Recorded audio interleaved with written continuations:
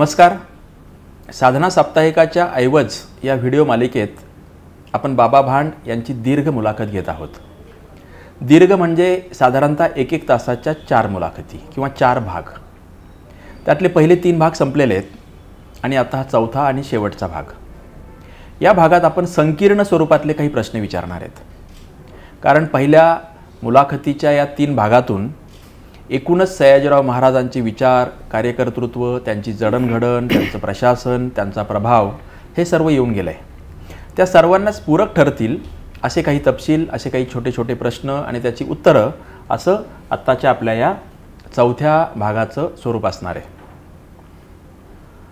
पहिलाच माझा प्रश्न बाबा असा होता की सयाजीराव महाराज राज्याभिषेक झाल्यानंतर वय वर्षे 12 ते 16 किंवा 12 ते 18, 6 वर्ष त्यांचं खूप पद्धतशीर शिक्षण दिलं गेलं.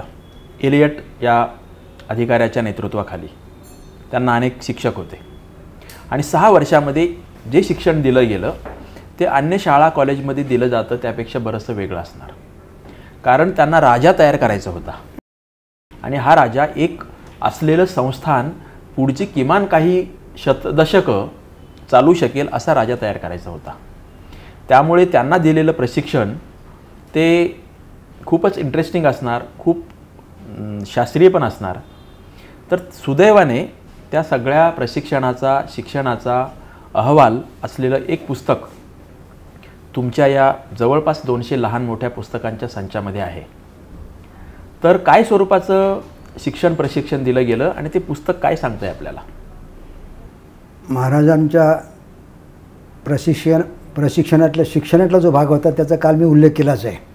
सरदेसाईंनी त्यांना जे शिक्षण दिलं त्याचा अहवाल प्राथमिक स्वरूपाच्या पहिल्या 6 वर्षाचा आला आहे. पण त्यासोबत या राजाला प्रशासनासंबंधी जे शेवटचे 6 महिने, ज्यावेळेस गादीवर महाराजांना आल्यानंतर 6 वर्षांनी त्यांच्याकडे राज्य अधिकार सोपायचं ठरलं, तर पुढच्या 6 महिन्यामध्ये T.S. इलियट आणि त्यांचे सगळे तज्ज्ञ मंडळींनी महाराजांना प्रत्यक्ष प्रशासनासंबंधी अभ्यासपूर्ण भाषणं देण्याचं ठरवलं आणि त्यात स्वतः इलियट यांनी 50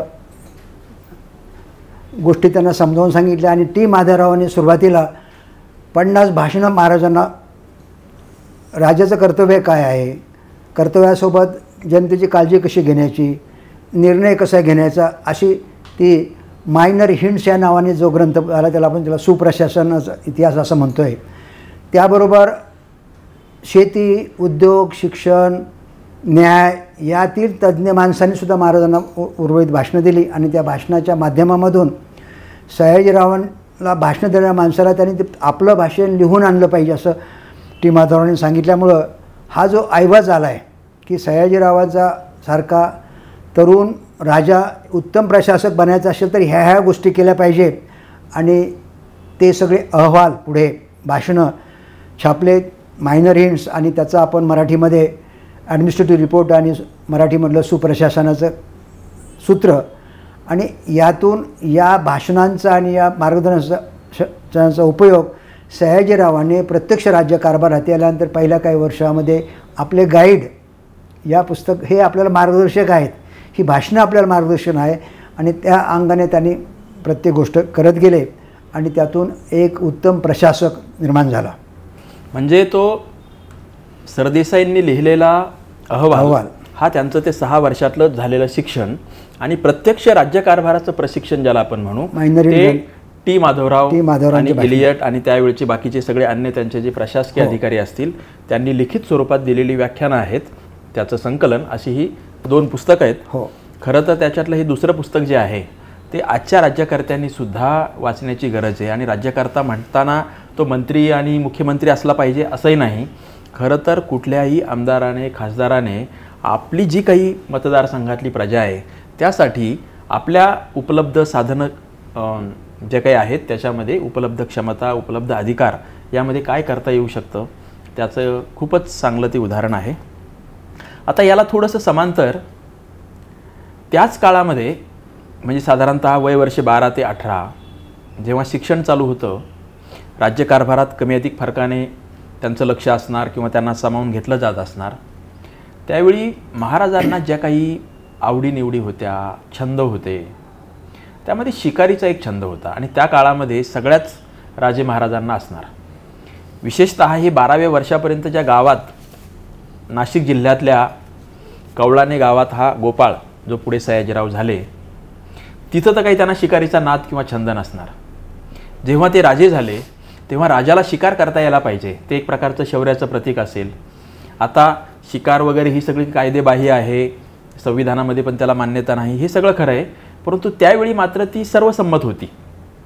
तर राजांची ही शिकारीची काय प्रक्रिया होती, की कुठे जायची शिकार करायला, काय स्वरूपाच्या शिकारी करायच्या, बरोबर लवाजमा काय असायचा, किती त्याचं प्रमाण होतं, तर ते आम्हाला जरा सांगता येईल का?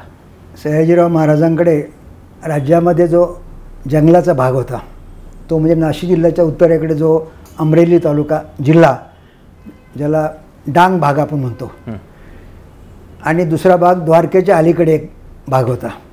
आणि महाराजच का, पण त्या काळातले सगळेच राजे त्या काळात शिकारीला जायचे. आणि शिकारीला जाणं म्हणजे आपण आपल्यासोबत राजाला सांभाळणारे माणसं असायचे, आणि राजाने शिकार करत असताना जर काही संकट आलं तर या माणसाने मदत केली पाहिजे. असेच सयाजीराव महाराज डांग भागामध्ये शिकारीला गेले होते आणि समोरच्या प्राण्यावर राजाने गोळी झाडली, परंतु नेम चुकला आणि तो प्राणी सयाजीरावावर हल्ला करणार. त्याच वेळेस सयाजीरावच्या बाजूला 2 आदिवासी मुलं होते कोळी समाजाचे, एक होता अर्जुन आणि दुसरा हरी. सयाजीरावच्याच वयाचे तरुण पोरं होते. या दोन्ही मुलाने त्या प्राण्यावर झडप घातली. जो प्राणी महाराजावर झडप घालून पाहत होता, आणि या राजाने आपल्याला वाचवलेल्या या अर्जुन आणि हरी या दोन्ही कर्तव्यदक्ष नागरिकाचे, मित्राचे, संरक्षणकर्त्याचे पुतळे बडोद्याच्या बागेमध्ये उभारले आणि त्या खाली लिहिलं की या देशाचे संरक्षण करणाऱ्या राजाचे हे अजूनही ते पुतळे आहेत. ग्रेट. महाराज जेव्हा पहिल्यांदा बहुधा इंग्लंडला गेले, राणीचा महाल पाहिला आणि त्यांचा थोडा भ्रमनिरास पण झाला असणार की अख्ख्या नाही पण अर्ध्या जगावर राज्य करणारं ब्रिटन, त्याची ही राणी आणि तिचा राजमहाल हा तुलनेने लहान आहे. आणि मग त्यांनी बडोद्यात आल्यानंतर मात्र खूप भव्य दिव्य महाल बांधला. आणि तुम्ही असं सांगताय की तो जवळपास त्या ब्रिटनच्या राणीच्या महालाच्या 7 पट इतका मोठा आहे. तुम्ही ब्रिटनचा महाल पाहिला आहे की नाही माहीत नाही, पण हा निश्चित पाहिला असेल. तर हा महालाची काय वैशिष्ट्य आहेत? लक्ष्मी विलास हा पॅलेस, जे कोणी लोक आत्ता बडोद्याला जातील त्यांना त्यामुळे आपलं ही मुलाखत ऐकलेली असेल तर बघण्याची जरा प्रेरणा होईल. काही खूप हौशी लोक असतील तर मुलाखत ऐकून लगेच तो पॅलेस बघायला जाऊ शकतील, एवढे हौशी लोक पण आपल्याकडे आहेत. लंडनला मी सयाजीरावची ओळख होण्यापूर्वी 2दा गेलो आणि त्यावेळेस एकदा गेलो तो माझ्या स्काउट जांभूरीच्या निमित्ताने, दुसऱ्यांदा गेलो टुरिस्ट म्हणून. त्यावेळेस मी बाहेरून महाल पाहिला होता, पण त्यावेळेस सयाजीरावांचा राजमहाल मी पाहिला नव्हता. पण ज्यावेळेस मी सयाजीरावाचा महाल बघितला, त्याचं पण मी क्षेत्रफळ, शिल्पकला वेगळे पण जाणून घेतलं. आणि लक्ष्मीविलास पॅलेस तर मी खूप वारंवार बघितला.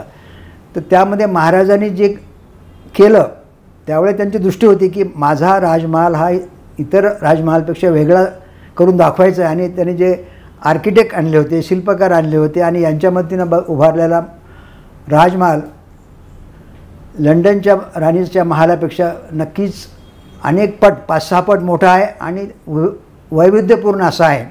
आणि या महालातलं जे की शिल्पकला आहे त्यामध्ये महाराजांनी हिंदुस्थानातील सर्व धर्माच्या कलेचा उपयोग करून घेतलेला आहे, तिन्ही प्रकारचं.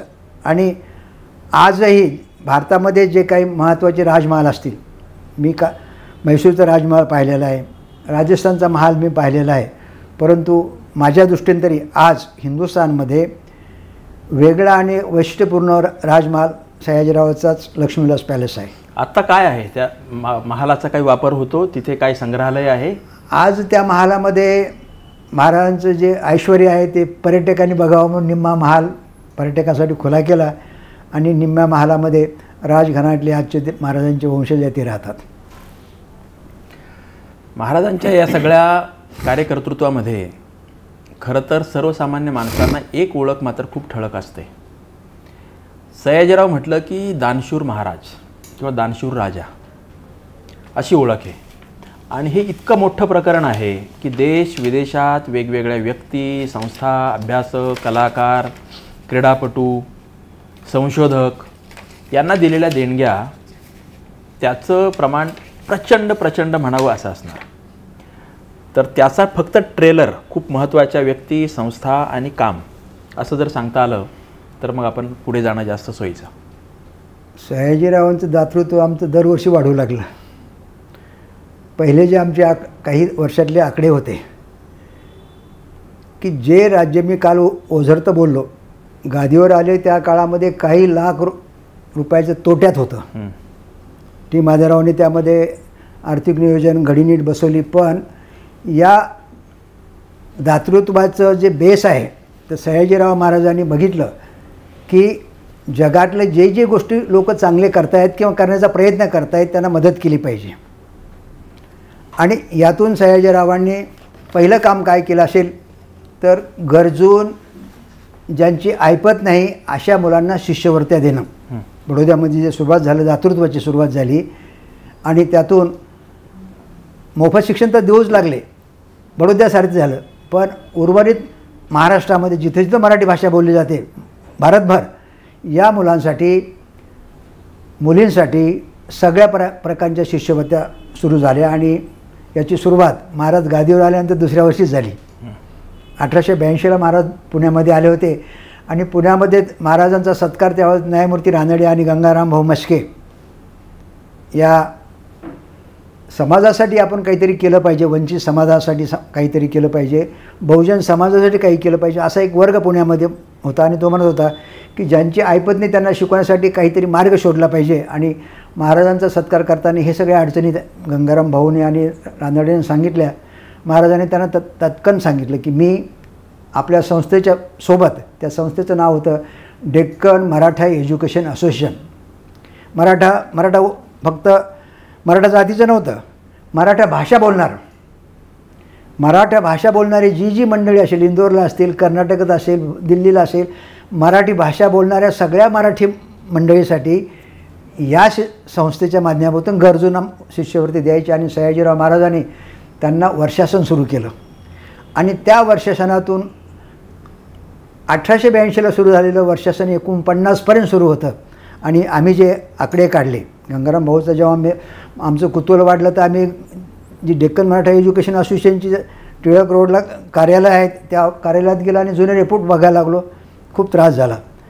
आणि शेवटी इथलं जे शाहू शिक्षण संस्था आहे त्या संस्थेमध्ये जुन्या कागदपत्रामध्ये आम्हाला जे माहिती मिळाली त्यामध्ये गेल्या 30-35 वर्षामध्ये हिंदुस्थानमधल्या नाही तर महाराष्ट्रातल्या सर्व जाती धर्मांच्या सगळ्या मोठ्या माणसांना सयाजीरावांनी शिष्यवृत्ती गंगाराम भाऊच्या या संस्थेच्या माध्यमातून दिली. ही शिक्षणाची झाली. पण त्याच्या व्यतिरिक्त सयाजीरावांनी अनेक लोकांना मदत केली. अगदी त्याची सुरुवात केली तर बाबासाहेब आंबेडकरांसारखे हजारो आहेत. गोखल्यांना मदत केली, रानड्यांना मदत केली, टिळकांना मदत केली, सावित्रीबाईंना गेल्यानंतर फुले असताना मदत केली. एवढंच नाही तर पुण्यामधल्या जवळजवळ 63 संस्था या ग्रंथामध्ये त्याचा उल्लेख मी केलेला आहे. 63 संस्था आहे की ज्या संस्थांमध्ये महाराजांनी त्यांना मदत केली. आणि हा आकडा त्याच्यामध्ये बनारस हिंदू युनिव्हर्सिटी आहे, पंडित मदन मालवीला मदत केली आहे, अलीगडचं मुस्लिम कॉलेज आहे, जागतिक धर्म परिषदेमध्ये ज्या संस्थेने त्यांना बोलवलं होतं त्या ठिकाणी मुलांसाठी, गरीब मुलांसाठी काम करणारी माणसं आहे.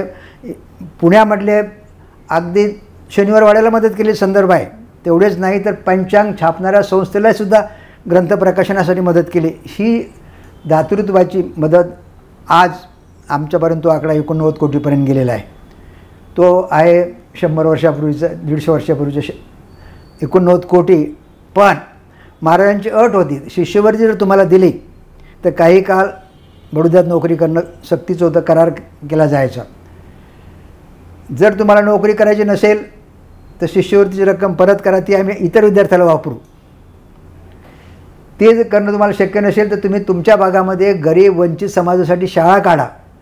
आणि त्यातून महाराष्ट्रामध्ये 185 संस्था सुरू झाल्या आणि त्या शिक्षण क्षेत्रातले वटवृक्ष आहेत त्या ग्रंथांची आणि त्या संस्थांची यादी मी या ग्रंथामध्ये दिलेली आहे.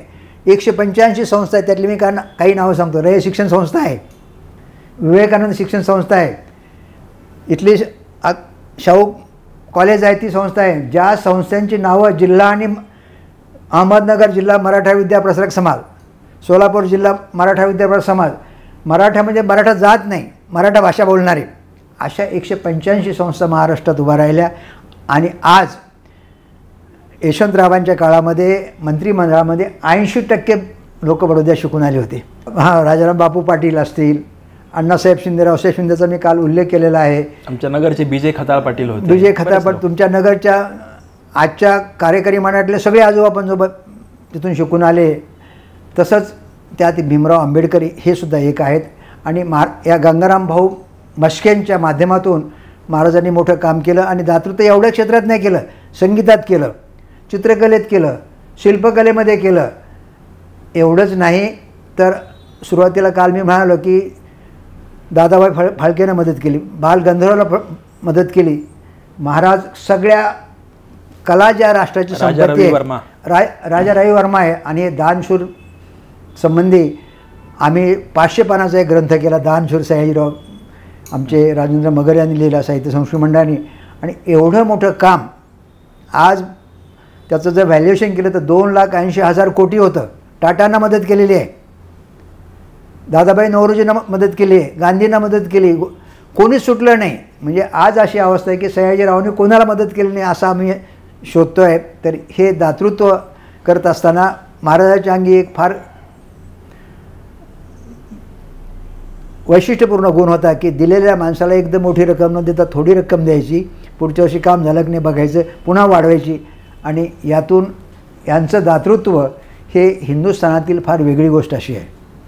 आता ही किती एक इंटरेस्टिंग गोष्ट आहे की सयाजीराव ज्या संस्थानचे राजे होते ते संस्थान त्यांचा मृत्यू झाला त्यावेळी किंवा त्याच्या थोडंसं आधी नंतर 1941च्या जनगणनेच्या नुसार जर पाहिलं तर साधारणत 20,000 चौरस किलोमीटर एवढा त्याचा भूभाग आहे. अहमदनगर जिल्ह्याचा, महाराष्ट्रातला सर्वात मोठा जिल्हा अहमदनगर, त्याचं जे क्षेत्रफळ आहे ते 17,000 चौरस किलोमीटर आहे. त्यापेक्षा थोडंसं मोठं, मात्र 4 ते 5 वेगवेगळ्या भागात असं ते विखुरलेलं असं ते संस्थान. त्यावेळची लोकसंख्या ही 28 लाख या दरम्यान आहे. तसं पाहिलं तर एकूण क्षेत्रफळ आणि एकूण लोकसंख्या असं जर पाहिलं तर ते खूप छोटं होतं. जरी भारतातलं ते 3ऱ्या किंवा 4थ्या क्रमांकाचं मोठं संस्थान होतं, जगातलं श्रीमंत नाही, भारतातलं किंवा भारतातल्या मोठं संस्थान, हां, भारतातले जी हैदराबाद संस्थान सर्वात मोठं होतं, काश्मीर होतं, म्हैसूर होतं आणि त्याच्यानंतर 4थ्या क्रमांकावर हे संस्थान मानलं जातं. तर अशा संस्थानामध्ये जे मुळात हे राज्यकारभार पाहायला लागले त्यावेळी ते तोट्यात होतं, नुकसानीत होतं. तिथून ते फायद्यामध्ये आणणं, जगातल्या 7व्या क्रमांकाची श्रीमंत व्यक्ती म्हणून त्यांची ख्याती होणं, दुसऱ्या बाजूला दानशूर होते, तिसऱ्या बाजूला पॅलेस इतका मोठा करत होते आणि जनतेसाठी सगळे निर्णय पण घेत होते. तर हे एवढं सगळं उत्तम आर्थिक नियोजन आणि अर्थातच तुम्हाला त्या प्रकारचा महसूल गोळा करायचा असेल तर तसा राज्याचा विकासही करावा लागेल, अन्यथा पैसा तर काही वरून हवेतून येणार नाही. तर हे नियोजन काय होतं त्याबद्दल काय सांगता येईल?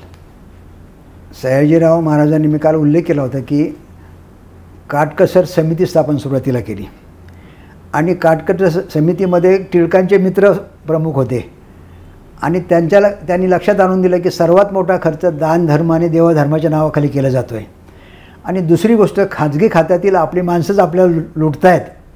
काल मी चुना लावण्याचा प्रश्न सांगितला तुम्हाला की महाराजांनी लक्षात आलं की आपलीच माणसं आपल्याला खोटं दाखवून अनावश्यक खर्च वाढून दाखवतात. यासाठी महाराजाने तशा माणसाला हळूहळू बाजूला करून यामध्ये प्रामाणिक काटकसर करणारा आणि आपलं उत्पन्न वाढवणारं काम कसं करता येईल हे करू शकले. आणि महाराजांचं अगदी प्रत्येक बिल आलेल्या अधिकाऱ्याला सूचना असायची की यामधलं वास्तव बघूनच तुम्ही निर्णय घ्या. आणि यामध्ये टाटानीमध्ये एक पुस्तक काढलं, त्यांच्या पुस्तकातसुद्धा हा संदर्भ आहे की बडोदा संस्थान त्या काळात आर्थिकदृष्ट्या इतक्या क्रमांकाला होतं, कारण टाटानंसुद्धा त्या काळात मदत केल्याचे संदर्भ आपण सांगत असतो. तर सयाजीरावांनी जी टीम बनवली होती, प्रामाणिक चांगली माणसं, त्यात काही लोक असतात, परंतु त्या माणसाला गोडीने दूर करणं आणि त्याची सुरुवात महाराजांनी स्वतःपासून केली. आणि आज माझ्या माहितीमध्ये हिंदुस्थानमध्ये 565 राजे होते, पण स्वतःच्या खानगी खात्यातील 1 कोटी रुपये त्या काळात 33 साली हिरक महोत्सवामध्ये अस्पृश्यांच्या शिक्षणासाठी देणारा माणूस सापडणार नाही. त्या काळातले 1 कोटी म्हणजे आज आपण कल्पना करू शकणार नाही. म्हणजे अस्पृश्यासाठी 1 कोटी खानगी खात्यातली, स्वतःचं खानगी खातं वेगळं होतं, खानगी खात्यातले पैसे कोणी देत नाही. तर यामागे दातृत्व आहे आणि त्याबरोबरच महाराजांची त्या समाजासंबंधीची कणवसुद्धा आहे. तर यातून खरं असं लक्षात येतं की दानशूर राजा या संज्ञेच्या किंवा संबोधनाच्या पाठीमागे एक काटकसरी राजा, उत्तम आर्थिक नियोजन असलेला राजा, दूरदृष्टी असलेला राजा आणि नियोजनामध्ये त्याही काळात अन्य राजे महाराजे पण वेगवेगळ्या प्रकारचे दानधर्म करत होते. ते भोजनावळीमध्ये खर्च करतील, मंदिरं उभारण्यासाठी खर्च करतील, आणखी कशासाठी मोठे कंठा आणि हार आणि काय काय मोठे बक्षिसं देण्यासाठी करतील. हे मात्र तशा प्रकारे खर्च न करता विद्या, कला, संस्कृती यामध्ये लोकांनी पुढे यावं यासाठी करत होते. त्यामुळे दानशूर राजा असं म्हणून त्याचं जे सिम्प्लिफिकेशन केलं जातं, त्याचा मागचं हा सगळा भावार्थ समजून घेतला तरच खऱ्या अर्थाने सयाजीरावांचं महत्त्व नेमकं आपल्या सांगण्यातला एक मुद्दा मला खुलासा करणं आवश्यक आहे. कारण मी आणि आमची टीम जेव्हा काम करत होतो, महाराजांनी कुठल्या मंदिराला दान केलं का आम्ही शोधत होतो. मंदिरातले ग्रंथ छापायला महाराजांनी मदत केली, पण मंदिरातली मूर्ती पुजारासाठी दानधर्म हे केल्याचे महाराजांचे आम्हाला फारसं कुठं सापडलंच नाही. म्हणजे हा राजा देशभरातील मंदिरातले ग्रंथ लोकांपर्यंत गेले पाहिजे, इतर भाषेत आले पाहिजे, तुलनात्मक अभ्यास झाला पाहिजे, हे मात्र करायचं. परंतु ज्या गोष्टी महाराजांना पटत नव्हत्या किंवा समाजासाठी अनाठ खर्च त्यांनी केलं नाही. महाराजांचं अगदी जेव्हा ते राज्यकारभार पाहायला लागले 1882-83च्या दरम्यान, तेव्हा आपल्या पहिल्या भागामध्ये मुलाखतीच्या असा उल्लेख झाला की 1 महिनाभर ते पुण्यात राहिले. त्यावेळी त्यांचं वय काय 19-20चं होतं. आणि पुण्यातल्या ह्या सगळ्या सांस्कृतिक, राजकीय, सामाजिक वातावरणाचे संस्कार त्यांच्यावर झालेच असणार. आणि त्यानंतर पुणे शहराशी त्यांचा कायमचा संपर्क राहिला. पुण्याबद्दल त्यांना कदाचित बडोद्याच्या पाठोपाठ सर्वात जास्त आकर्षण पुणे शहराबद्दलच असावं, इथल्या सामाजिक सांस्कृतिक वातावरणामुळे. आणि एका बाजूला महात्मा फुले, ते दुसऱ्या बाजूला न्यायमूर्ती रानडे आणि दोन्हीच्यामध्ये असलेले अनेक रथी महारथी, टिळकसुद्धा होते जोडून, हे सर्वजण त्यांच्या संपर्कात होते. तर पुणे शहर आणि सयाजीराव असंच एक पुस्तक तुमच्या या संचामध्ये आहे. तर काय तुम्हाला आपण आता जे बोलतोय याच्या पलीकडे काय सांगता येईल? पुणे आणि यांचं नातं काय होतं? महाराजांनी अगदी तरुणपणी ओळखलं होतं की शिक्षणाचं माहेर पुणंच आहे आणि शिक्षण असेल तरच प्रगती परिवर्तन होऊ शकेल. आणि यासाठी महाराजांनी अगदी सुरुवातीपासून पुण्याशी वारंवार सगळ्या लोकांशी संपर्क ठेवला. अगदी काल ओझरचा उल्लेख मी केला होता की महाराजांना त्या काळात पुण्यामध्ये ग्रंथ छापायसाठी प्रेस टाकायची होती. इथल्या एका तज्ज्ञाला महाराजांनी बरोबर नेलं आणि बडोद्यामध्ये त्यांनी खूप मोठ्या प्रमाणावर ते काम वाढवलं. इतकंच नाही तर महाराजांच्या पदरीसुद्धा सगळी माणसं होती, जशी पुण्यामध्ये आहेत ना, सत्यशोधकाचे होते, मराठा होते, हिंदुत्ववादी होते, अंगठे बाजारं होते. पण यातील कामाचा कोण आहे आणि हे करत असताना महाराजांनी देशप्रेम आणि प्रगती ह्या 2 गोष्टीकडे लक्ष ठेवले. की फुले आणि रानडेशी संबंध ठेवत असताना की समाजात शिक्षणाची गरज आहे टिळकाशी संबंध ठेवत असताना टिळकाने काही अग्रलेखामध्ये महाराजावर टीका पण केलेली आहे. पण टिळक जे राष्ट्रीय काम करतात त्याबद्दल सयाजीरावांना खूप आदर होता. एक प्रसंग छोटा सांगतो की ज्या हंसराज स्वामीचं व्याख्यान बडोद्यामध्ये काही मंडळींनी केलं, काल मी ओझरचा उल्लेख केला होता. त्या भाषणामध्ये बाहेरच्या भाषणामध्ये हंसराज स्वामींनी महाराजांवर खूप टीका केली सामाजिक सुधारणेबद्दल. महाराजांनी त्यांना राजवाड्यात बोलवलं, सत्कार दिलं, मोठं मानधन दिलं आणि त्यांना बोलायला लावलं. आणि बोलून झाल्यानंतर महाराज स्वतः उभा राहून म्हणाले की स्वामीचं तुम्ही ऐकलं सगळ्यांनी, जर कुणाला काही बोलायचं असेल तर बोला. कोणीच उठलं नाही. महाराज उभा राहिले. अस्खलितपणे 1.5 तास स्वामींचे सगळे मुद्दे महाराजांनी खोडून काढले. आणि महाराज शेवटी हंसराज स्वामी म्हणाले की महाराज मी चुकलो, दुसऱ्याच्या सांगण्याला बळी पडून मी इथं आलो. तुमच्यासारखा सगळ्यांना बरोबर घेणारा राजा नाही, परंतु माझं चुकलं. यावेळेस त्यांच्यापदी खाशेराव आणि अरविंद घोष होते. आणि टिळकाने जी टीका केली त्याला उत्तर खाशेरावांनी लिहून आणलं होतं महाराजांकडे की आपण केसरीमध्ये खुलासा छापूया. पण सयाजीराव लागलीच म्हणाले नाही तसं करायचं नाही. टिळक जे काम करतात त्या कामाला आपलं सपोर्ट आहे आणि किरकोळ गोष्टीवर आपल्याला टीका होत असेल तर आपण त्याकडे दुर्लक्ष केलं पाहिजे. आणि महाराजांनी टिळकांच्या केसरीत खुलासा करणारं जे पत्र किंवा कागद होते ते बाजूला ठेवले. तर आता जिथे केसरी वाडा आहे हा केसरी वाडा माझ्या माहितीप्रमाणे गायकवाड वाडा होता आणि तो त्यांनी टिळकांना भेट दिलेला होता. हा तपशील बरोबर आहे? महाराजांना जे संदर्भ सापडले खाजगी खात्यामध्ये हा केसरी वाडा टिळकांना भेट द्यायचा होता. परंतु ब्रिटिश सरकारांचे त्या काळामध्ये खूप सयाजीरावावर लक्ष होतं. राष्ट्रीय कार्य करणाऱ्या माणसाला जर सयाजीराव मदत करत असतील तर तो सुद्धा राजद्रोह होऊ शकेल. म्हणून त्यांच्या पदरी असलेले खाशीराव जाधव आणि बॅरिस्टर केशवराव देशपांडे बॅरिस्टर की ज्यांनी राजद्रोहाच्या काळामध्ये टिळकांना मदत केली हे सयाजीरावचे नोकर होते. त्यांनी महाराजांना सुचवलं की महाराज याच्यावर आपण दुसरा मार्ग काढू. आणि तो मार्ग असा आहे की त्या राजवाड्याची खाशेरावांनी आणि केशवराव देशपांड्यांनी व्हॅल्युएशन कमी केलं. मूल्यांकन करतो ना आपण, किंमत कमी केली आणि तो वाडा 15,000 काही रुपयाला टिळकांना विकण्याचं ठरवलं. आणि त्यांनी खाजगी माणसाकडून निरोप दिला की तुम्ही कुणाला तरी पाठवा चेक घेऊन. तेवढ्या रकमेचा चेक आल्यानंतर रजिस्ट्री करून घेतली रिसर.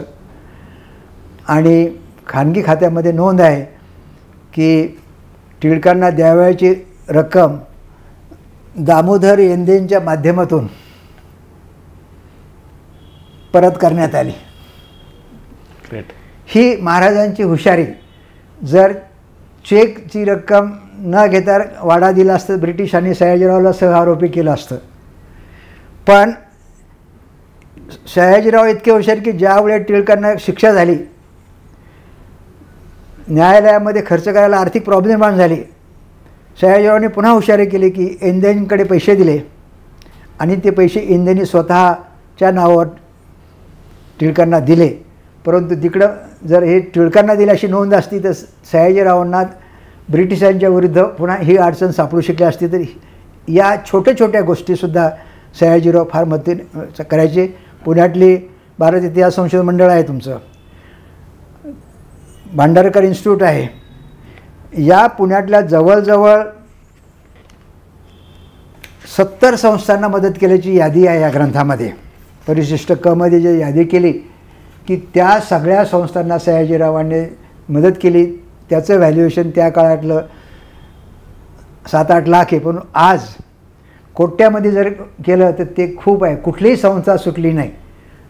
अगदी आदिवासीसाठी काम करणाऱ्या याला केली, संशोधन करणारी भांडारकर संस्था असेल, डेक्कन मराठा एज्युकेशन असेल, डेक्कन एज्युकेशन संस्था असेल, या सगळ्या संस्थांना सयाजीरावांनी मदत केली. आणि ज्यावेळेस मी सुरुवातीला उल्लेख केला की 74 संस्थांची महाराजांनी इथं सत्कार केला, तर यामागे महाराजांचं दातृत्व हे जात पात धर्म याच्या पलीकडे सर्वांना बरोबर घेणं या प्रकारचंच होतं. तुम्ही आता टिळकांचा उल्लेख केलात की त्यांना गायकवाड वाडा भेटच द्यायचा होता.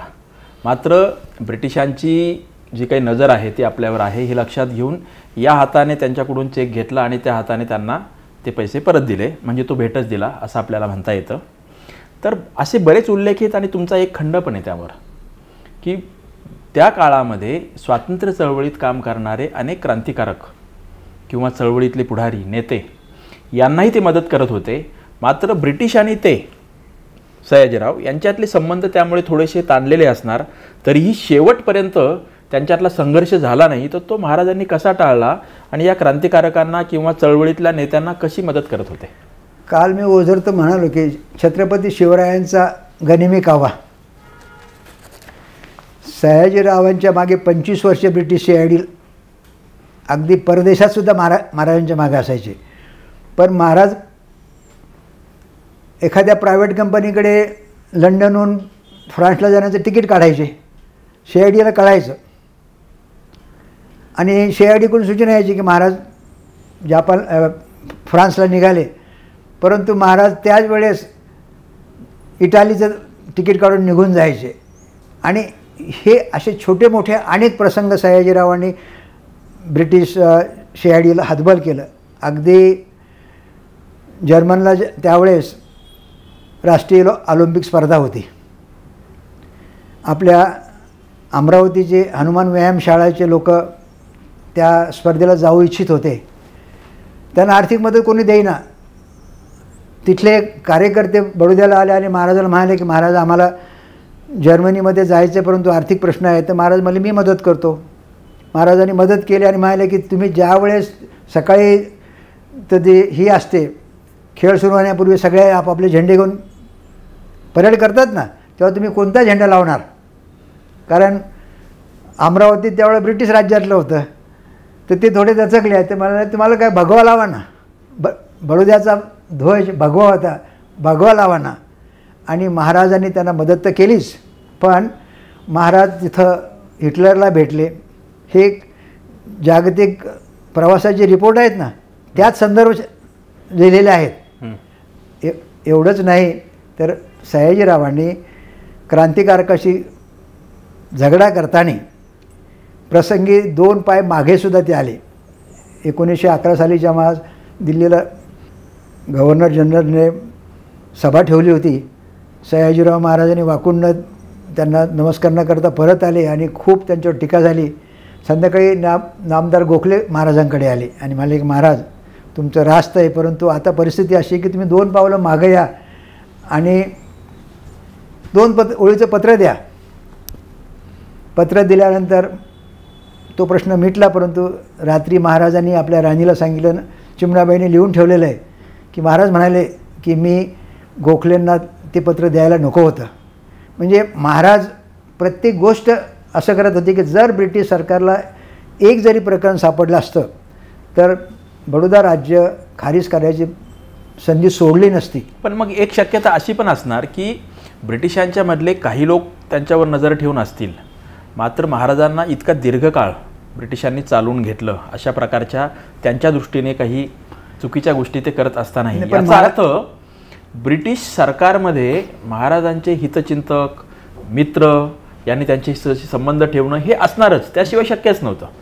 ब्रिटिश CIDमध्ये सयाजीरावचे माणसं असले पाहिजेत, मित्र असले पाहिजे, स्नेही. एक उदाहरण सांगतो की जे आम्ही छापलं नाही. सयाजीरावांचा भावाचा मुलगा पुतण्या संपतरावला अनाभाऊ होता. खूप अभ्यासू, संत साहित्याचा अभ्यासक, साहित्य संमेलनं आणि साहित्य संस्थेला मदत करणारा. परंतु त्या संपतरावाच्या मुलाला लंडनमध्ये ब्रिटिश सरकारच्या किंवा ब्रिटिश लोकांची ती पॉलिसी होती की मुलं बिघडवणे. त्याला व्यसन लागलं आणि त्याला शिक्षा होती. 6 महिन्याची शिक्षा जेलमध्ये होते.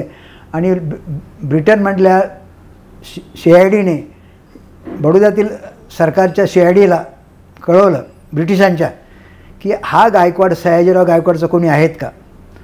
आणि मला तर ती बंद फाईल मला लंडनहून मिळाली, मी छापली नाही याच्यामध्ये ती, पण त्यामध्ये स्पष्ट असा उल्लेख आहे भारतातल्या CIDचा की शिक्षा झालेला हा गायकवाड सयाजीराव गायकवाडचा नातेवाईक कोणी नाही. म्हणजे ब्रिटिश CIDने सयाजीरावला बदनामीपासून वाचवलं. आणि हे खरं तर आम्ही त्या खंडात छापायला हवं होतं, पण आम्हाला वाटलं की सयाजीरावांची बदनामी करणारे एकमेव उदाहरण सापडलं आहे. पण मी आज हे का सांगतो तर सयाजीराव संबंधी ब्रिटिश शत्रूंची सुद्धा सहानुभूती होती, हे उदाहरण ते आहे. सयाजीराव आणि क्रांतिकारक हे सगळं आपलं आता बोलणं झालंच, परंतु सयाजीरावांच्या संदर्भात महाराष्ट्रातली 2 नावं नेहमी जोडली जातात आणि ज्यांना कोणाला अगदी प्राथमिक माहिती असते असे लोकही आणि दोघंही वेगवेगळ्या कारणाने जोडले गेलेले आहेत. एक आहे डॉक्टर आंबेडकर आणि दुसरे शाहू महाराज. आज फुले शाहू आंबेडकर अशी घोषणा आपल्याकडे सगळीकडे दिली जाते. फुल्यांशी सयाजीरावांचा संबंध होताच, जो आपल्या पहिल्या आणि दुसऱ्या भागामध्ये ओझरते त्याचे उल्लेख आलेत. आणि फुल्यांच्या मृत्यूनंतर सावित्रीबाईंना आणि त्यांच्या मुलाला काही एक पेन्शन म्हणून नियमितपणे रक्कम देणं आणि एक रकमी पण सुरुवातीला रक्कम देणं अशी मदत केलेली आहे. फुले आणि सयाजीराव भेटलेले आहेत, हे सगळं झालं. शाहू महाराज आणि सयाजीराव हे मित्र होते, नातेवाईक पण नंतर झाले. आणि डॉक्टर आंबेडकरांचं तर आपल्याला माहीतच आहे.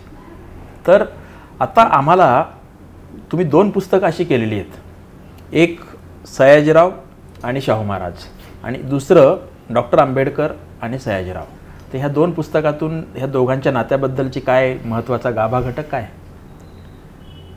आज स्वातंत्र्यानंतर किंवा स्वातंत्र्यपूर्व काळातसुद्धा सयाजीराव फुले शाहू आंबेडकर ही महत्त्वाचीच युगपुरुष आहे.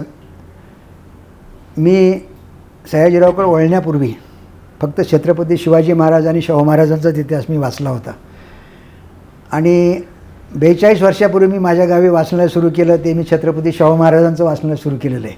कारण शाहूबद्दल मला खूप आदर होता, आजही आहे. तीच गोष्ट बाबासाहेब आंबेडकरांबद्दलसुद्धा आहे. मी वाचायला लागलो तेव्हा 9वीला मला पहिल्यांदा किरांचं आंबेडकरांचं चरित्र मी वाचलं आणि मला धनंजय किरांचं, आणि मला खूप वेगळ्या युगपुरुषांची माझी ओळख झाली. फुल्यांबद्दलसुद्धा आदरच होता.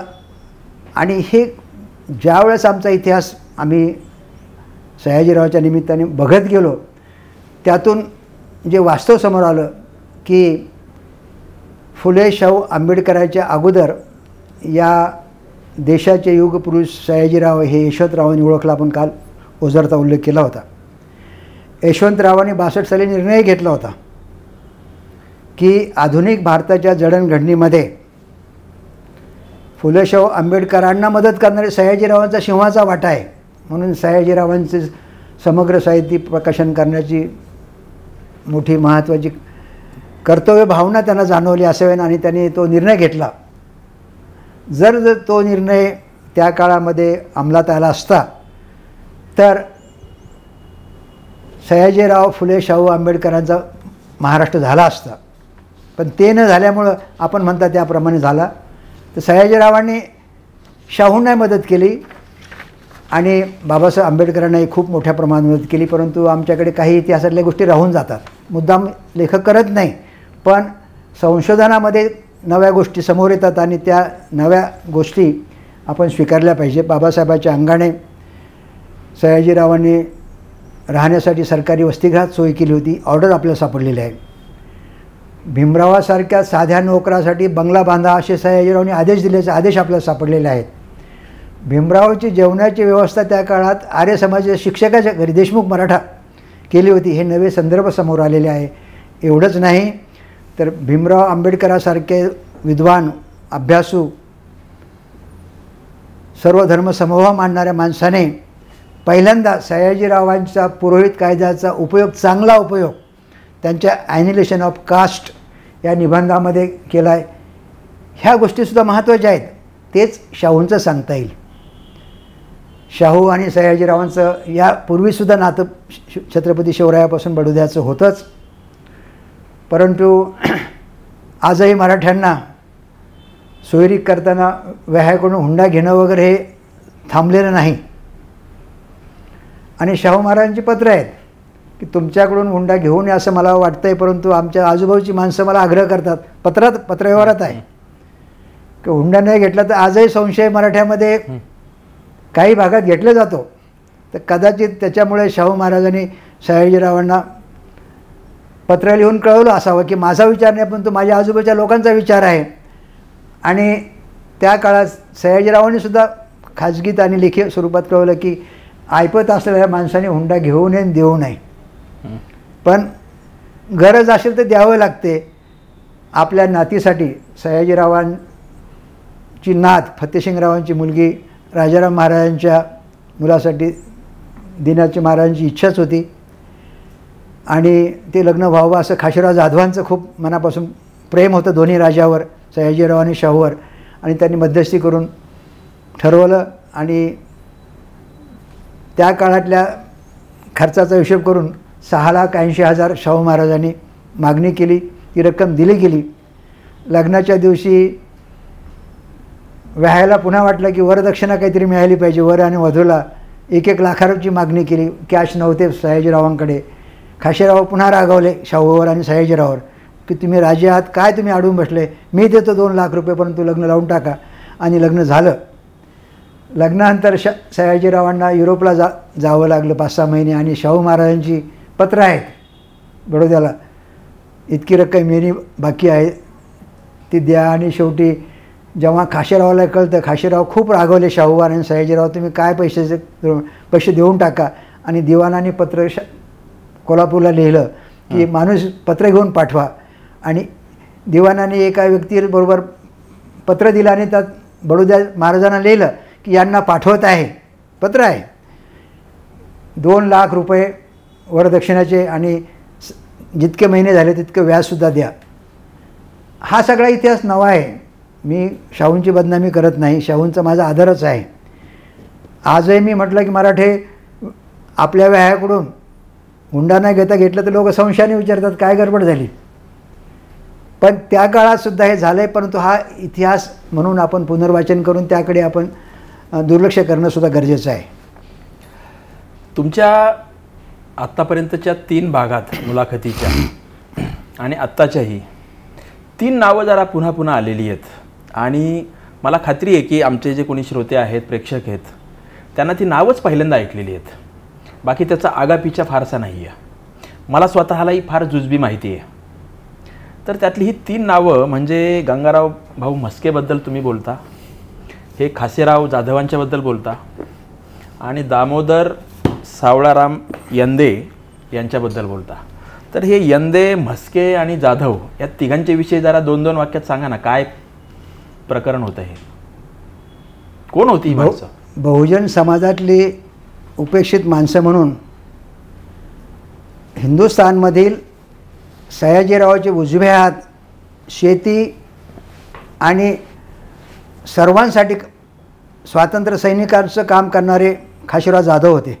अरविंद घोषांना बडोद्यात आणणारे, शेती, उद्योग, सहकार, आशिया खंडातला पहिला सहकारी साखर कारखाना असेल, सहकारी पेढे असतील, आणि मराठ्यासाठी मराठा फंड काढला होता बडोद्यामध्ये खाशीरावामुळं, मराठा भाषा बोलणाऱ्या मुलासाठी. हा खाशीराव जाधव एवढा मोठा क्रांतिकारक आणि समाजसुधारक होता, परंतु आमच्या बहुजनांच्या इतिहासामध्ये याकडे उपेक्षाच झालेली आहे. तीच गोष्ट मुद्रण महर्षी येंदे, सुरुवातीला मी सांगितलं अहमदनगर जिल्ह्यातला शेतकऱ्याचा पोरगा स्वप्न पाहतो आणि त्या स्वप्नाच्या पूर्तीसाठी तो प्रयत्न करतो, आणि त्याच्या पाठीमागे सयाजीराव गायकवाडसारखा राजा राहतो की या माणसाने मुद्रण, प्रेस, प्रकाशन आणि भीमराव आंबेडकरांना सयाजीरावकडे नेणारा हा माणूस आहे. भीमराव आंबेडकर आणि सयाजीरावांची ओळख नसतानासुद्धा खाशीराव, कारण सयाजीराव महाराज यांना खूप चांगले ओळखले की हा माणूस खूप वेगळा कार्यकर्ता आहे, याच्यासाठी सयाजीरावांनी शेवटपर्यंत मदत केली. आणि याचाही इतिहास आमच्या वृत्तपत्राच्या माध्यमातून आला नाही, बहुजनांच्या लेखक संपादक म्हणून आला नाही. सगळ्यात मोठा अन्याय गंगारामभाऊ म्हस्के या शेतकऱ्याच्या मुलावर झाले. नाशिक जिल्ह्यातील शेतकऱ्याचा मुलगा, निफाडजवळच्या गावाचा, त्याचे वडील पुण्यामध्ये हमाली करायचे आणि योगायोगाने ते न्यायमूर्ती रानड्यांच्या शेजारी राहत होते. आणि रानड्याने ओळखले की हा मुलगा फार वेगळं काम करू शकतो आहे, आणि रानड्याने या मुलाला शिकवायला लावलं. कॉलेजमध्ये वकील झाले आणि त्यांनी अगदी 1882ला समाजाच्या शिक्षणासाठी काम केलं पाहिजे या भावनेतून रानडेंनी यांनी 1882ला डेक्कन मराठा एज्युकेशन असोसिएशन ही संस्थेची स्थापना केली. राष्ट्रीय काँग्रेसचा हा सदस्य होता. 1885ला जेव्हा राष्ट्रीय काँग्रेसची स्थापना झाली त्या काळातले एक शिक्षणतज्ज्ञ तावडे यांनी तर लिहून ठेवलं अखिल भारतीय मराठा शिक्षण परिषदेच्या अहवालामध्ये की टिळक, गोखले, रानडे गंगाराम भाऊंचा सल्ला घेत. पण गंगाराम भाऊ कोण होते आतापर्यंत त्यांच्या कुटुंबाला माहीत नाही, कारण गंगाराम भाऊच्या वंशजांना जाऊन आम्ही भेटलो, त्यांनाही आपल्या माणसाचं सामर्थ्य माहीत नव्हतं. आणि डेक्कन मराठा एज्युकेशन संस्थेमध्ये जेव्हा आम्ही कागदपत्र बघायला गेलो तर तिथल्या सेक्रेटरीने विचारलं का शिष्यवृत्ती पाहिजे का तुम्हाला. म्हणलं शिष्यवृत्तीने. सयाजीराव ओळखता का. हो बडोद्याच्या का म्हणे. त्या आताच्या माणसाला आपल्या संस्थेसाठी एवढी मोठी मदत करणारा सयाजीराव गायकवाड हे सुद्धा नीट माहीत नाही. तर महाराष्ट्राच्या जडणघडणीमध्ये टिळक, गोखले, रानडे ज्या गंगाराम भाऊचा सल्ला घेत किंवा आंबेडकरापासून तर अनेक लोकांना पाठीमागं उभा राहणारा हा बहुजन समाजातला वाङ्मय महर्षी, मुद्रण महर्षी, आणि एवढंच नाही तर जात पात धर्म पलीकडे शेती आणि राष्ट्रीय कार्यामध्ये मोठं काम केलं. यांच्याही वंशजाकडे मी जाऊन आलो. महाराजांची काही पत्र जे सुरुवातीला मी सांगितलं की महाराजांची काही भाषणं, महाराजांची काही खानगी पत्र, काही अडचणीची पत्र यांच्याकडे ठेवायला दिली होती, परंतु ती पत्रंसुद्धा काळाच्या ओघात गेली. अशी ही 3 माणसं माझ्या आयुष्यात. सयाजीरावाचं तर काम आहेच, परंतु एवढी मोठी माणसं आज 185 शिक्षण सम्राट आहेत महाराष्ट्रातले. एक मोठी यादी आहे. मी तर कागद ठेवला की त्यामध्ये त्या काळातल्या सगळ्या लोकांची इथं यादी दिलेली आहे की कोणाकोणाला मदत केली. मोठे लोक माणसं आहे यांना मदत केली. परंतु आमच्या इतिहासकाराने समाजशास्त्राचे असतील, राजकारणाचे असतील, स्वातंत्र्याचे असतील, इतिहास सयाजीरावाकडे जसा अन्याय केला तसाच अन्याय क्रांतिकारक खाशीराव जाधव, दामोदर सावळाराव येंदे आणि गंगाराम भाऊ म्हस्के यांना केला. आणि त्यांचं काम करताना आम्हाला आमच्या सयाजीरावाच्या कामामध्येच एक मोठं कर्तव्य साधनेचं काम केलं. हा खूप आनंदाचा असा अनुभव आहे. महाराष्ट्राचे उपेक्षित मानकरी अशा प्रकारचा शब्दप्रयोग कोणीही लिहिणारा वाचणारा माणूस असेल तर त्याने खूप वेळा ऐकलेला असतो आणि तशी यादी खूप वाढत जात असते. विशेषतः 19व्या शतकामध्ये त्या काळातलं कोणी जर लेखन वाचन केलं तर या 3 लोकांची नावं येतात, परंतु ती ओझरती येतात, कशाच्या तरी संदर्भात येतात. 2-4 ओळीच्या पलीकडे यांना कधी फार स्थान मिळालं असं नाही. म्हणजे ही खूप मोठी होती इथपर्यंतचा उल्लेख आला आहे, पण नेमकं मोठेपण काय. अशा पार्श्वभूमीवर कदाचित तुमच्या या सगळ्या प्रकल्पात तुम्ही केलेले या तिघांची पुस्तकं ही पहिल्यांदा आली असावीत. यापूर्वी तिघांच्यावरही स्वतंत्र पुस्तक असं कधी झालं नसावं. एखादा अपवाद असेल. आमचे मित्र सदानंद मोरे यांना मी मागे एकदा म्हणालो होतं की आपल्याला गंगाराम भाऊ म्हस्के, येंदे आणि खाशेरावांचं काम करावं लागेल. आणि नंतर हे काम आमच्या राजेंद्र मगर सरांनी केलं. मी ते ग्रंथही त्यांना पाठवले आणि सरांनी मेसेज केला की आपलं स्वप्न पूर्ण झालं. ग्रेट. आता ह्या सगळ्या 200-250 पुस्तकांच्यामध्ये, ग्रंथांच्यामध्ये, खंडांच्यामध्ये असे छोटे छोटे युनिट घेऊन कितीतरी काम केलेलं आहे. परंतु एक छोटंसं पुस्तक आहे 80-90 पानांचं. राईट बंधूंनी विमानाचा शोध लावला आणि जगभरात आजही विमानाचे पहिले उड्डाण करणारे म्हणून राईट बंधू, आणि अर्थात त्याआधी खूप वेगवेगळे काय काय प्रयोग झालेले होते. मात्र आपल्या महाराष्ट्रातही असा एक प्रयोग झाला होता आणि त्यामध्येही सयाजीरावांनी त्यांना प्रोत्साहन देणं, मदत करणं असं काहीतरी घडलं होतं. काय प्रकरण आहे ते? शिवकर बापूजी तळपदे नावाचे संस्कृत स्कॉलर मुंबईच्या चित्रकला, पेंटिंग वगैरे याची जी नामांकित संस्था आहे त्या संस्थेत प्राध्यापक होते. जे स्कूल ऑफ आर्ट, जे स्कूल ऑफ आर्टचे विद्यार्थी होते. त्यांचा संस्कृत साहित्याचा अभ्यास होता आणि आपल्या प्राचीन संस्कृत साहित्याच्या ग्रंथामधून वायूच्या दबावाने या प्रकारचं यंत्र करता येऊ शकेल असं त्यांनी वाचलं आणि त्याचा आराखडा करून ते न्यायमूर्ती रानडेंकडे गेले. पण त्या प्रकल्पासाठी आर्थिक मदत आणि रानडेने ही गोष्ट सयाजीरावाला सांगितली आणि सयाजीरावांनी शिवकर बापूजी तळपद्यांना मदत केली. डिसेंबर महिन्यात 1896 साली मुंबईच्या समुद्रकिनारीत पहिल्या विमान उड्डाणाचा प्रयोग झाला. लोकमान्य टिळक उपस्थित होते, न्यायमूर्ती रानडे होते, सयाजीराव गायकवाड होते आणि ती बातमी दुसऱ्या दिवशी पेपरला आली आणि ब्रिटिश सरकारने तळपद्यांना खूप दम द्यायला सुरू केला. त्यांचं स्वास्थ्य खराब झालं, पत्नी आजारी पडली आणि ते हादरून गेले पुढं काही करण्याचे. कारण यामागे ब्रिटिशांची एक तर हे ज्ञान आपण पहिल्यांदा पुढं आणू हे असावं, पण खचलेला शिवकर बापूजी तळपदे यांनी प्राचीन विमानकलेचा शोध नावाचा ग्रंथ लिहिला, तो प्रकाशित झाला. त्या ग्रंथाचा शोध घेत घेत मी पुण्यातल्या पुणे वाचन ग्रंथालयातून तो मी मिळवला. त्यातले काही पानं कमी होते ते नागपूरला मिळाले. ग्रंथ वाचल्यानंतर मला धक्काच बसला आणि मग मी ऑनलाईन काही गोष्टी शोधल्या. तर राईट बंधूच्या अगोदर 6-7 वर्ष या पहिल्या विमान प्रयोगाबद्दल भारतातल्या संशोधकांनी, अभ्यासकांनी, या विषयातल्या तज्ज्ञांनी दुर्लक्ष केलं. तो तसाच मला दुसरा आणखीन एक धक्का बसला की घाबरलेल्या शिवकर बापूजी तळपदेने आपल्या पुस्तकामध्ये या प्रयोगाबद्दल एक शब्दसुद्धा लिहिण्याची हिंमत केली नाही.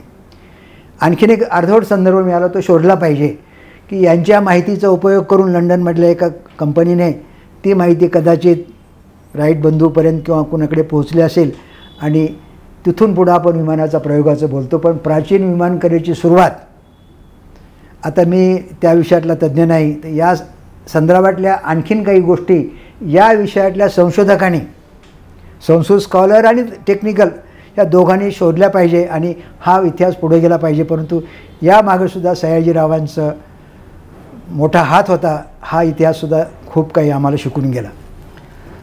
दुसरं टोक याला जसं हा एक नवीन प्रयोग होता विज्ञानातला, तसं बनारस हिंदू युनिव्हर्सिटी ही पंडित मदन मोहन मालवीय यांनी सुरू केली आणि त्या युनिव्हर्सिटीचे बहुधा दशकभर किंवा त्याहून अधिक काळ चान्सलर म्हणून सयाजीरावांचं काम होतं. म्हणजे आता आपण बरंचसं बोललो ते महाराष्ट्राच्या भोवती आणि अर्थातच बडोदा, गुजरात याच्या भोवती जास्त होतं. मात्र सयाजीरावांचं सहकार्य आणि मदत हे पर्व अन्य प्रांतातही असणार. तर पंडित मदन मोहन मालवीय आणि सयाजीराव आणि ती युनिव्हर्सिटी आणि यांचं चान्सलरपद. पंडित मदन मोहन मालवीय जे शिक्षणाच्या काम करू इच्छितात, त्यांचं एक स्वप्न होतं की एक भारतीय स्वरूपाचं विद्यापीठ स्थापन व्हावं आणि त्या कामामध्ये महाराजांनी 2 प्रकारे मदत केली. ऑफिशियल मदत केली ती ग्रंथालयासाठी 3 लाख दिल्याची आहे, परंतु इतर मदत काय केली ती समोर आली नाही. परंतु या युनिव्हर्सिटीचे सयाजीराव चान्सलर होते, आपण सांगितलं ते बरोबरच आहे. आणि पंडित मदन मोहन मालवीय यांनी जेव्हा सयाजीराव गेले त्यावेळेस जी प्रामाणिकपणे कबुली दिली की असा राजा जगात होणार नाही. पण सयाजीरावनंतर आणि पंडित मदन मोहन मालवीयनंतर सयाजीरावासंबंधीचा कुठेही उल्लेख केला जात नाही. पंडित मदन मालवीयनं काही वर्षापूर्वी भारतरत्न मिळालं, चांगली गोष्ट आहे. पण ती युनिव्हर्सिटी उभा करण्यामध्ये ज्या राजाचा सिंहाचा वाटा आहे म्हणजे त्या सयाजीरावांनी तशीच मोठी आग्र्याच्या मुस्लिम युनिव्हर्सिटीला मदत केली. पुढे ते कॉलेज अलीगड मुस्लिम अलीगड कॉलेज होतं, नंतर ते युनिव्हर्सिटी झाली. अशा खूप जागतिक स्तरावरच्या मोठमोठ्या संस्था आहे की सयाजीरावांनी मदत केली, परंतु त्याचे उल्लेख आज नव्या पिढीला आणि त्यांनासुद्धा माहीत नाही. आपण आता जागतिक स्तराबद्दलचा उल्लेख केलात. 1893ला शिकागो इथे जागतिक धर्मपरिषद, सर्व धर्मपरिषद भरली पहिली. तिथे विवेकानंदांना आमंत्रण नसताना आमंत्रण त्यांनी मिळवलं आणि जी काही मिनटं वाट्याला आली त्यातून त्यांचं जे भाषण होतं छोटं ते प्रचंड गाजलं आणि पूर्ण भारताला आज ती ओळख आहे. आणि ती पहिली जागतिक धर्मपरिषद होती 1893ची. दुसरी जागतिक धर्मपरिषद कधी भरली असा प्रश्न अनेकांच्या मनात येतो, परंतु ती तब्बल त्यानंतर 40 वर्षांनी म्हणजे 1933ला भरली आणि ती शिकागोमध्येच भरली. तर विवेकानंद, पहिली जागतिक धर्मपरिषद हे सर्व आपल्याला माहीत असतं. मात्र दुसरी जागतिक धर्म परिषद शिकागो आणि त्या धर्म परिषदेचे अध्यक्ष सयाजीराव हे मात्र माहीत नसतं. हा काय फेनॉमेन आहे? काय झालं त्या धर्म परिषदेमध्ये? नेमकं काय झालं? सयाजीरावांचं भाषण त्यातलं आहे तुमच्याकडे, त्यात ते काय सांगतायत? परिषदेला कसा? सयाजीरावांना त्या काळामध्ये अमेरिकेच्या सत्तेने सन्मानाने मानाचं सॅल्यूट केला आणि सयाजीरावांचं जे भाषण त्या काळामध्ये, तिथं 14-15 धर्माचे लोक आले होते, 20,000ची उपस्थिती होती आणि महाराजांनी केलेलं भाषण हे सगळ्यांना बरोबर घेण्याचं एक वेगळं उदाहरण होतं.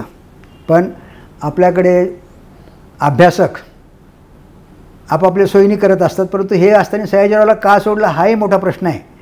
सयाजीरावांचं जे भाषण आहे त्या भाषणात त्याने, मी जे मागे म्हणालो की सयाजीराव म्हणतात की सर्व धर्माची मुळं कॉमन आहेत, पण सर्व धर्माने सर्वसामान्याचा कल्याणाचा ध्यास घेतला पाहिजे आणि त्यांचं भाषण हे मानवता कल्याण आणि आज जे काही धर्माच्या नावाने चालू आहे, जातीच्या नावाने चालू आहे, त्याला उत्तर म्हणजे सयाजीरावाचं ते जागतिक धर्म परिषदेतलं भाषण आहे. आणि शिकागो धर्म परिषदेमध्ये विवेकानंद गेले, चांगले बोलले, खूप महत्त्वाची बाब आहे. आणि विवेकानंदांनी सयाजीरावाबद्दल एका ठिकाणी उल्लेखसुद्धा खूप चांगला केला आहे. पण सयाजीरावांचं शिकागोबद्दलचं सांगणं आपल्या इतिहासाच्या अभ्यासकांनी, धर्मशास्त्राच्या अभ्यासकांनी किंवा समाजशास्त्राच्या अभ्यासकांनी का दुर्लक्षिलं हा एक प्रश्न आहेच. परंतु त्याने दुर्लक्षिल्यामुळं कदाचित आम्हा सगळ्यांना ही तुमच्या या खंडांच्यामध्ये ते पूर्ण भाषण आणि त्या परिषदेबद्दलची बरेचसे तपशील सगळे त्यामध्ये असणारच आहेत. आता यालाच जोडून आपण शिकागोकडे गेलोच आहोत, तर आपण आता थोडंसं जपानकडे जाऊ. महाराष्ट्रातल्या बहुतेक लोकांना भांडारकर प्राच्यविद्या संस्था माहीत असते, रामकृष्ण गोपाळ भांडारकर यांनी स्थापन केलेली. मात्र तिथे काय चालतं तर प्रचंड मनात आदर असूनही तिथं काय चालतं याबद्दल फार माहिती नसते. एक आदरयुक्त दबदबा असतो, दरारा असतो, खूप गहन गंभीर महत्त्वाचं असं काहीतरी. तर आमच्या या पुण्यातल्या भांडारकर प्राच्यविद्या संस्थेबद्दलच असा एक प्रकारचा वेगळा आदर आणि दबदबा आणि जो पुरेशा आकलनातून न आलेला असा असतो. हा संदर्भ मला यासाठी घ्यायचा आहे की जपानला जी प्राच्यविद्या परिषद झाली तिचं अध्यक्षपद सयाजीरावांना दिलं होतं आणि ते तिथे गेले होते.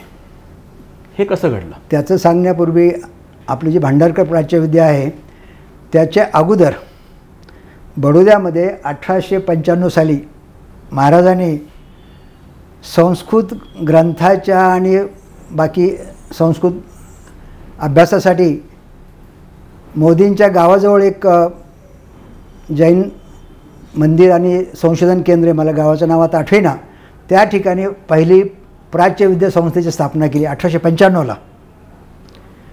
आणि ज्यावेळेस बडोद्यामध्ये प्राच्यविद्या संस्थाची तयारी झाली तर इथले काही अभ्यासक महाराजाकडे सुद्धा आल्याचे संदर्भ सगळे आहेत.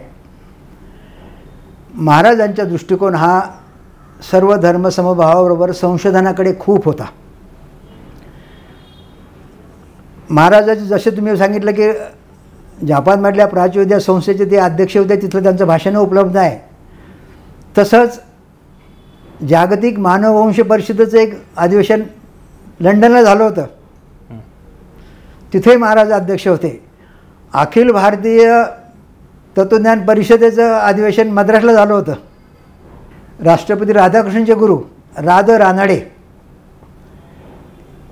यांचं तिथं व्याख्यान होतं आणि त्या समारंभाचे अध्यक्ष सयाजीराव होते. एवढंच नाही तर अखिल भारतीय हिंदी अधिवेशन दिल्लीला झालं, त्याचे सयाजीराव अध्यक्ष होते. जागतिक जागतिक ग्रंथालय संघटनेचे मोठं एक अधिवेशन झालं होतं, तिथेही सयाजीराव मानाचं सन्मान होतं. जागतिक ग्रंथालयाची जी संघटना होती त्याचे उपाध्यक्ष सयाजीराव होते. अशा अनेक कोल्हापूरला झालेल्या महाराष्ट्र साहित्य संमेलन आत्ताचं आपण ज्याला अखिल भारतीय म्हणतो, त्याला महाराजाला येता आला नाही, प्रकृती अस्वस्थ. 1932ला महाराजाची प्रकृती नीट नसल्यामुळं ते संमेलनात भाषण त्यांनी फक्त केलं. तर अशा राष्ट्रीय आणि आंतरराष्ट्रीय अनेक महत्त्वाच्या परिषदामध्ये एक विद्वान असा राजा म्हणून सयाजीरावची ओळखसुद्धा नव्या पिढीला होण्याची गरज आहे. आणि महाराजांनी ह्या सगळ्या ठिकाणी केलेली भाषणं उपलब्ध आहेत, ती आपल्या भाषणांच्या खंडामध्ये सुद्धा ती आपल्याला बघायला मिळतील. जगावेगळा राजा किंवा ह्या राजाचं वेगळेपण असं पण एक तुमचं पुस्तक आहे. तर आता इतकं सगळं झाल्याच्या नंतर आपण खूप थक्क होतो, चकित होतो, आणखी खूप काय काय शिल्लक राहिलेलं आहे. आता समारोपाकडे येताना तुमच्या मनात तब्बल 10 ते 12 वर्ष आपण एवढा सगळा हा प्रकल्प पूर्णत्वास घेऊन जात असताना एकाच वेळी श्रमसाफल्याचा आनंद असेल, आणखी काय काय करायचं बाकी राहिलेलं आहे हे असेल, आणि तुम्ही असं म्हणताय की पुढच्या काही महिन्यात कदाचित ऑक्टोबरनंतर तुम्ही हे सगळं थांबवणार आहात आणि तुमचे जे अन्य सहकारी आहेत त्यांच्याकडे पुढचं काम सगळं सोपवणार आहात. तर आत्ता तुमच्या मनातल्या भावना काय स्वरूपाच्या आहेत? हे सगळं 10-12 वर्ष तुमच्या आयुष्यातली अलीकडची 10-12 वर्ष माझ्या प्रकल्पाने इतकी व्यापलेली आहेत. माझ्या आयुष्यातील सर्वात आनंदाचा आणि समाधानाचा कालखंड हा आहे. सगळ्याच्या आयुष्यामध्ये संकट, परीक्षा, शिकण्याचे अनुभव येतात, पण सर्वात महत्त्वाची गोष्ट की जी गोष्ट तुम्हाला पैशाने पदाने मिळू शकत नाही, ते समाधान आणि आनंद हे खूप पलीकडची गोष्ट असते. सयाजीरावचं काम हे माझ्यासाठी सर्वात आनंद आणि समाधानाचं आणि मला ऊर्जा देणारं यासाठी आहे की मी एकटा नाही आहे. मी सुरुवातीपासून सांगत आलो की माझ्यासोबत 50 लेखकाची टीम आहे. संपादक आहेत, अनुवादक आहेत, लेखक आहेत, आशीर्वाद देणारे काही नाही न करता पण तुम्ही काम करता सांगणारे सुद्धा आहेत. आणि हे काम एक कर्तव्य साधना मी समजतो.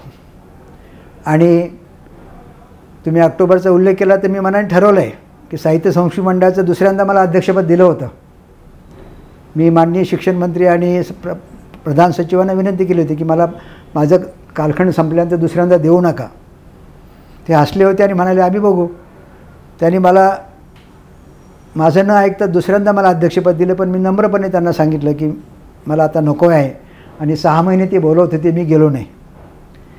आता हे काम सुद्धा मी ऑक्टोबरमध्ये समितीचं संपत असताना मी त्यातून बाहेर पडतो, पण समितीतून सचिवपणापासून बाहेर पडतो. कामातून मी बाहेर येणं शक्य नाही, कारण आता स्वप्नामध्ये झोपेमध्ये सगळीकडे सयाजीरावची स्वप्न आणि सयाजीरावच्या चांगल्या इमेजेस दिसत आहेत. आणि मला वाटतं ही ऊर्जा आहे. स्वप्न आपल्याला सगळी पडतात ना, पण ज्या स्वप्नाने तुम्हाला ऊर्जा मिळते ती स्वप्न महत्त्वाची आहेत. माझ्यानंतर काम करणारी खूप नवी पिढी तयार झाली आहे. सगळ्यांची नावं सांगितलं ते एखादंच सुटलं तर ते बरं दिसणार नाही, म्हणून मी त्यांची नावं घेत नाही. पण 50 लोकांची टीम जी माझ्यासोबत काम करते, आणि तीसुद्धा माणसाने एखादं वेळ पांघरणं म्हणतो ना, त्याशिवाय काम होत नाही. की हिंदुस्थानमध्ये बढाई नाही, परंतु गेल्या 50 वर्षामध्ये 75-80 वर्ष स्वातंत्र्याला झाली. एखाद्या युगपुरुषाचं 4-5-6 वर्षामध्ये एखाद्या टीमने 225च्या आसपास ग्रंथ, एकूण 60,000 पानाचे ग्रंथ, या ठिकाणी श्रमशक्ती, ऊर्जा, खर्च, अगदी झेरॉक्स करायचे म्हणलं तरीसुद्धा आज आमच्याकडे 2-2.5 लाख पेजेस आम्ही झेरॉक्स करून आणले, स्कॅन करून आणले. हे सगळं जर आपण विचार केला तर याचा खर्चाच्या हिशोबापेक्षा प्रत्येक गोष्ट नव्या समाधानासाठी जी मिळत गेली ती फार महत्त्वाची आहे. आणि यातून हे काम पुढे जाईल. आता शेवटचा प्रश्न, हे काम पुढे जायला सुरुवात पण झाली असेल. 10 ते 12 वर्षे झालीत. क्रमाक्रमाने तुम्ही आता 200 पुस्तकांच्यापर्यंत आलेला आहात. 250 पर्यंत गेलेला आहात. आता सध्याच किंवा गेल्या काही वर्षात आणि आगामी काळात सयाजीराव नव्या पद्धतीने लोकांच्या समोर जाण्यासाठी विद्यापीठीय पातळीवर, अभ्यासक आणि संशोधक आपापल्या पातळीवर, शिक्षण क्षेत्रामध्ये काही बदल होत आहेत, काही त्याच्यामध्ये येतंय नव्याने, काय दिसतंय? चांगली सकारात्मक प्रतिसाद आहे. अगदी शालेय शिक्षणापासून तर महाविद्यालयीन शिक्षणापर्यंत बऱ्याच विद्यापीठामध्ये सयाजीरावांच्या काही ठिकाणी भाषणं आलेत, काही पत्र आले, काही लेख आले. आतापर्यंत जवळजवळ 6-7-8 विद्यार्थ्यांनी PhD केली वेगवेगळ्या विषयामध्ये आणि आता 27-28 मुलं काम करत आहेत आणि विषय वेगळे आहेत. आणि अजून काही मेजर विषय आमच्यासमोर खूप पडलेत. प्रशासकीय अहवाल आणि कायद्यावर तर आम्ही काहीच काम सुरुवात करतो आहोत आणि अजून खूप तुलनात्मक गोष्टी करायच्या बाकी आहेत आणि मला समाधानच आहे की प्रतिसाद मिळतो आहे.